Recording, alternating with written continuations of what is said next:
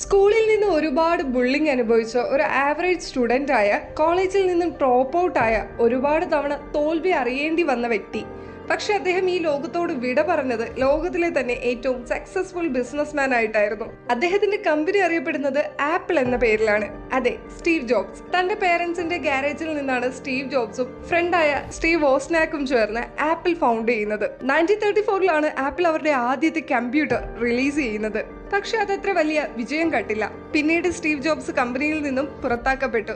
എന്നാൽ അദ്ദേഹം അവിടെ തളരാതെ അടുത്ത സ്റ്റെപ്പായി സ്വന്തമായി ഒരു കമ്പനി സ്റ്റാർട്ട് ചെയ്തു. പിന്നീട് മൈക്രോസോഫ്റ്റിന്റെ വരവോടുകൂടി ആപ്പിളിന്റെ ഗ്രാഫ് താഴ്ന്നപ്പോൾ സ്റ്റീവ് ജോബ്സ് വീണ്ടും ആപ്പിളിൽ റീജോയിൻ ചെയ്തു. പിന്നീട് സംഭവിച്ചതൊക്കെ ചരിത്രം തന്നെയായിരുന്നു. ആപ്പിൾ ആദ്യത്തെ $1 ട്രില്യൺ കമ്പനിയായി മാറി.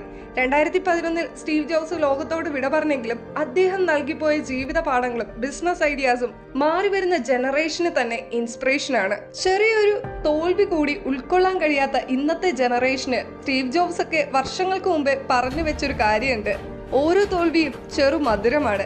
ആ മധുരത്തിൽ നിന്നാണ് അദ്ദേഹം പുതിയ ഓരോ പടികളും ചവിട്ടിക്കേറിയത്. ഇന്നത്തെ തോൽവി നാളത്തെ വലിയൊരു വിജയമായിരിക്കാം.